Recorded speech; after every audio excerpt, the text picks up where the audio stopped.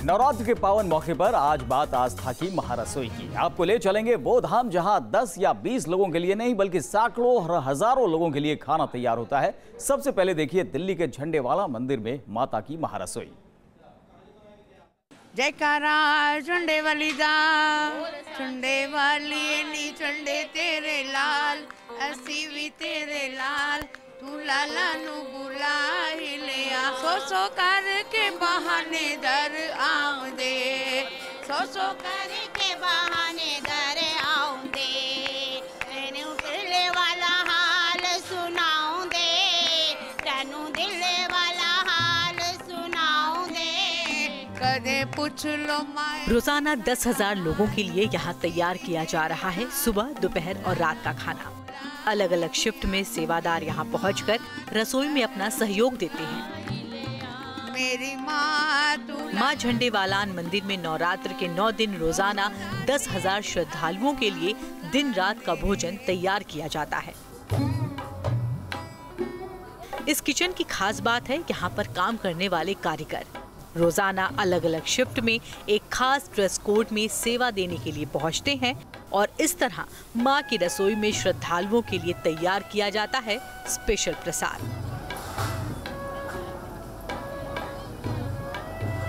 हम झंडेवालान मंदिर की माँ की रसोई है जिसमें खाना व्रत वाला बनता है, साथ ही साथ जो व्रत नहीं रखते उनके लिए भी बनता है। हम आपको आज माँ की रसोई के थोड़े से दर्शन कराते हैं। माँ की रसोई में व्रत रखने वाले श्रद्धालुओं के लिए भक्ति भाव से फलाहार भी तैयार किया जाता है। यहाँ पे आप देख सकते हैं कैसे आलू को फ्राई किया जा रहा है। इसकी आलू की चाट बनाई जाती है यहाँ पर, और साथ ही साथ पे फल और सब्जियाँ भी रखी गई हैं। यहाँ पे देखो खीर बनती है साबूदाने की, और आपके आलू फ्राई है, टिक्की है और फल फ्रूट है। रसोई में श्रद्धालुओं के लिए प्रसाद तैयार करने के लिए अलग अलग शिफ्ट में महिलाएं एक खास ड्रेस कोड में आती हैं। जो महिलाएं यहाँ पर व्रत का खाना बना रही है, हम वहाँ आपको ले चलते हैं। आप देख सकते हैं तकरीबन यहाँ पर 100 के करीब महिला होंगी, और ये हर शिफ्ट में इनकी टोलियाँ आती हैं। हर 4 घंटे बाद ये मतलब पूरा शिफ्ट चेंज होता है इन लोगों का। जयकारा झंडे वाली दा, सांचे दरबार। माँ को भोग लगाने के बाद शुरू होता है माता के भजन और कीर्तन का दौर। असी भी तेरे लाल, तू लाला नु बुला ही लिया, मेरी माँ तू लाला नु बुला ही लिया, मेरी माँ। माँ की रसोई की खास बात उसकी शुद्धता और साफ सफाई है। प्रसाद बनाने के दौरान उसकी साफ सफाई का खास ख्याल रखा जाता है। झंडेवालान मंदिर में माता का भंडारा पूरी श्रद्धा और भक्ति भाव से पूरे 9 दिन तैयार किया जाता है। अपर्णा त्यागी के साथ टीम न्यूज़ नेशन। हराई अब आपको ले चलते हैं साई की महारसोई में, जहां तैयार होता है करीब 40,000 लोगों के लिए खाना। खाना बनाने के लिए यहां मशीनों का इस्तेमाल किया जाता है। साईं बाबा के दर पर अपना शीश झुकाने के लिए हर दिन हजारों भक्तों की भीड़ उमड़ती है। शिरडी साईं बाबा के दर पर न केवल हिंदुस्तान से बल्कि दुनिया के कोने कोने से लोग पहुंचते हैं। अपने दिलों में गहरी आस्था लिए ये भक्त चले आते हैं शिरडी के पावन स्थल पर अपने साईं बाबा की एक झलक पाने के लिए। और इन भक्तों के लिए इस प्रसादालय में तैयार किया जाता है भोजन। शिरडी के साईं प्रसादालय की मुख्य इमारत का ग्राउंड फ्लोर करीब 11,550.77 स्क्वायर फीट में फैला है। यहाँ बने भोजन कक्ष में एक बार में करीब 3,500 भक्त खाना खा सकते हैं। खास मौके पर 55 से 80,000 भक्त भोजन करते हैं। साईं प्रसादालय साईं ट्रस्ट के जरिए चलाया जाता है, जहाँ पर रोजाना करीब 40,000 लोगों के लिए खाना तैयार किया जाता है। इस मेगा किचन को सौर ऊर्जा से चलाया जाता है। शिरडी साईं बाबा के मंदिर की छत पर सोलर सिस्टम लगाया गया है। इसी सोलर एनर्जी से मंदिर के भक्तों के लिए खाना तैयार किया जाता है। इन भक्तों के लिए इतना भोजन बनाना, इतनी सारी रोटियां बनाना मुश्किल होती थी। इसीलिए एक भक्त ने साईं बाबा को ये एक डोनेशन दिया है। ये मशीन है जो रोटी बनाती है। तो यहाँ पर देखिए आप किस तरह से आटा जो है वो जैसे बेला हुआ आटा है उस तरह से ये तैयार होता है, और उसके बाद यहाँ पर अपने आप ये आटा जो है वो कटिंग होता है और इससे रोटी का जो शेप है वो मिल जाता है। उसके बाद ये प्रोसेस जो है वो आगे बढ़ता है। धीरे धीरे आटा जो है वो हीट की तरफ जाता है। हीट की तरफ जाता है। पहले जो है वो तापमान थोड़ा कम है, जहाँ पर बहुत ही इनिशियल आप कह सकते हैं कि जो गर्मी है वो दी जाती है। ये पूरा आप कह सकते हैं कि एक चूल्हा है जिसमें रोटियां जो है वो नीचे तैयार हो रही है, और देखिए किस तरह से रोटियों का एक कारखाना आप कह सकते हैं कि यहाँ पर रोटियां तैयार हो रही है। अलग अलग स्टेज हैं।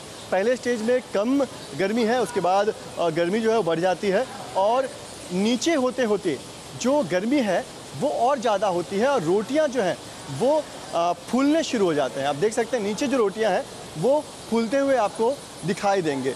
आखिर में यहाँ पर ये ऑयल जो है वो ऑयल यहाँ पर जो है वो रखे जाते हैं, और जो रोटियां हैं वो बिल्कुल उस पर तेल लगाकर, यानी कि रोटी जो है वो कड़क ना हो इसलिए उस पर तेल लगाकर रोटियां निकलती है, और इस तरह से ये पूरा प्रोसेस जो है कंप्लीट होता है।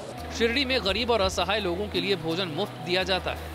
प्रसादालय में खाने के 2 तरह के कूपन मिलते हैं। पहला साधारण कूपन जिसके लिए महज 10 रुपए चुकाने होते हैं, दूसरा विशेष कूपन जिसके लिए 15 रुपए देने होते हैं। थाली में दाल, चावल, रोटी और सब्जी परोसी जाती है। इस प्रसादालय को संचालित करने वाली संस्था इस पर हर साल करीब 30 करोड़ रुपए खर्च करती है। सिर्फ भोजन नहीं, शिरडी में ट्रस्ट की तरफ से साईं भक्तों के ठहरने की व्यवस्था भी की जाती है। शिरडी से पंकज मिश्रा के साथ टीम न्यूज़ नेशन। और अब बात दुनिया के सबसे बड़े किचन की, जहां पर बनता है करीब 1 लाख लोगों का भोजन। स्वर्ण मंदिर में दिन रात लंगर चलता है। करीब एक दिन में 1 लाख लोग रोजाना भोजन करते हैं।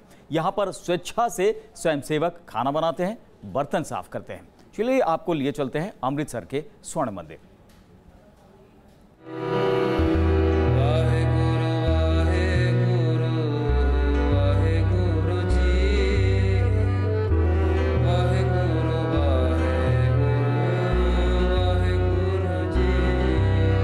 यहाँ अमीरी गरीबी का कोई भेद नहीं होता।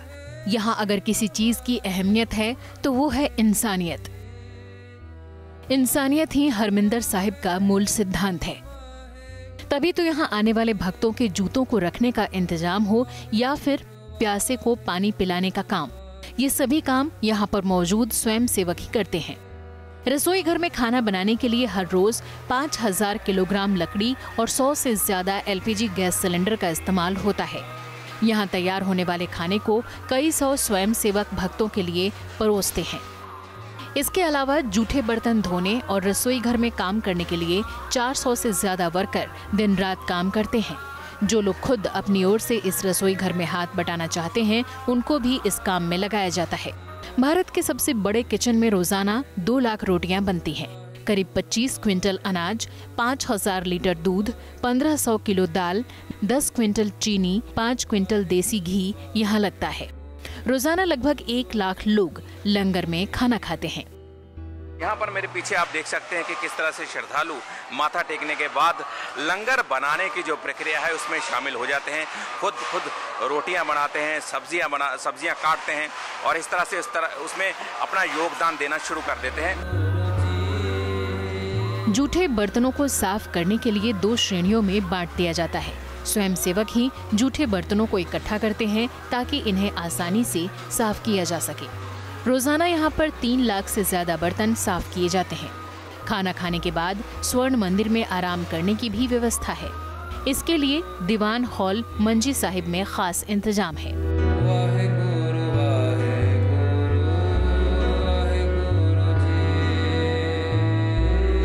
स्वर्ण मंदिर से राजेश गिल के साथ टीम न्यूज़ नेशन। तो आपने देखी आस्था की महारसोई, और अब आपको दिखाते हैं कैसे ताजियों पर पड़ी है महंगाई की मार।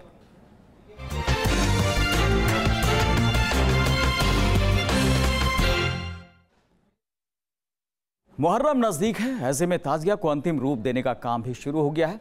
5 तस्वीरें हम आपको दिखाएंगे जिसमें आप देख सकेंगे कैसे ताजिया बनाने का काम जोरों पर है।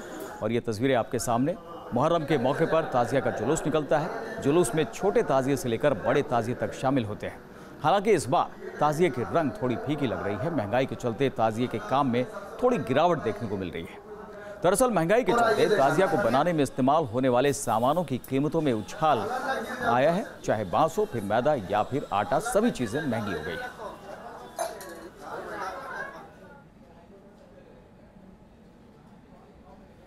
और बात करते हैं नवाबों की नगर लखनऊ की। मुहर्रम नजदीक है और ऐसे में ताजिया बनाने का काम यहां पर जोरों पर है। लखनऊ से लेकर हैदराबाद तक ताजिया बनाने का काम किया जा रहा है, लेकिन इस बार महंगाई ने ताजिया की चमक थोड़ी फीकी कर दी है।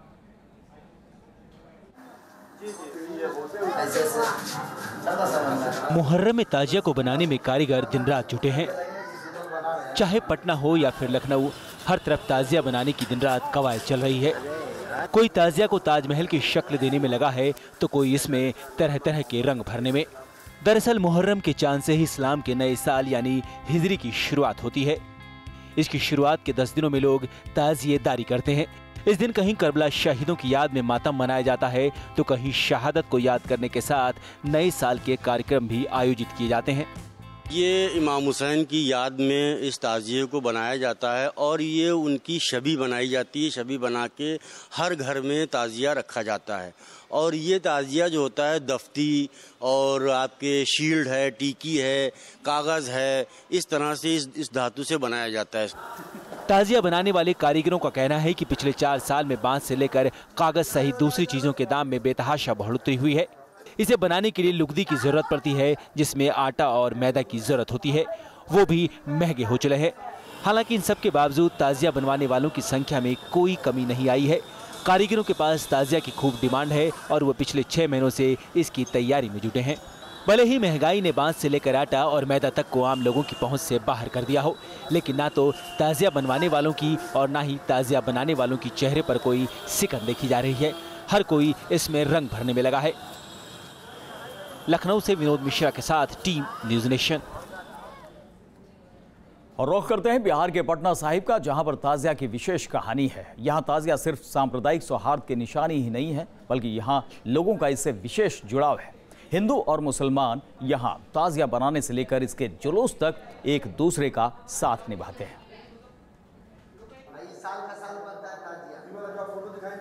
बिहार के चमदूरिया के ताजिया का अपना विशेष महत्व है। इस इलाके का नाम चमरू शाह दंडिया के नाम पर पड़ा है। यह जगह हिंदू और मुस्लिमों के भाईचारे की बुनियाद पर टिकी है और हर साल मुहर्रम के मौके पर इसकी बानगी देखने को मिलती है। ताजिया बनाने के लिए न सिर्फ मुस्लिम कारीगर बल्कि हिंदू कारीगर भी बढ़ चढ़कर हाथ बटाते हैं। बाड़े की खासियत ये है कि जितने भी हिंदू मुसलमान हैं सब अपने अपने हिसाब से आते हैं, सब कुछ यहाँ करते। यहाँ किसी चीज़ के लिए मनाहट नहीं, समझा। अब अपना अपना सबका मेल मिलाप है, किसी तरह की कोई बात नहीं है। बनता है यहाँ शुरुआत कैसे हुई इसकी? ये इमाम बाड़ा कैसे? शुरू से है, शुरू से, आज से नहीं। 1118 से ये आ रहा है। इन तस्वीरों को देखकर आप समझ सकते हैं कि किस तरह से ताजिया को तैयार करने की कोशिश की जा रही है। इसमें अलग अलग रंगों को भरने की कोशिश की जा रही है। यहाँ ताजिया के अलावा सिपर को भी तैयार किया जा रहा है। जुलूस में सिपर का अपना अलग महत्व है। दरअसल ताजिया के आगे ढाल भाले से सजे एक वजनी निशान भी होता है, जिसे सिपर कहा जाता है। इसका वजन 100 किलो के करीब होता है। हम जहां मौजूद हैं, ये सिपर तैयार हो रहा है और पूरे बिहार भर से लोग खास करके इस ताजिया को देखने आते हैं। ये जो सबसे इम्पोर्टेंट फ्रेम जो तैयार होता है, जिसे सिपर कहते हैं, ये ताजिया के आगे आगे चलता है और इसको बनाने के लिए तमाम कारीगर के साथ जो युवा पूरी ब्रिगेड होती है वो लगी होती है, क्योंकि बहुत भारी होता है। इसका जो वजन होता है करीब करीब 100 किलो के आसपास होता है और जब लोग ताजिया के साथ चलते हैं तो आगे आगे इसको अपने कंधे पर लेकर चलते हैं। हिंदू और मुसलमानों के मिलाप की यह जगह सदियों से भाईचारे का पैगाम देती रही है। यहाँ के लोग धर्म संप्रदाय को पीछे छोड़ इंसानियत का धर्म निभाते हैं और यही वजह है कि यहाँ के ताजिए को देखने के लिए हजारों की भीड़ जुटती है। पटना से रजनीश सिन्हा के साथ टीम न्यूज़ नेशन।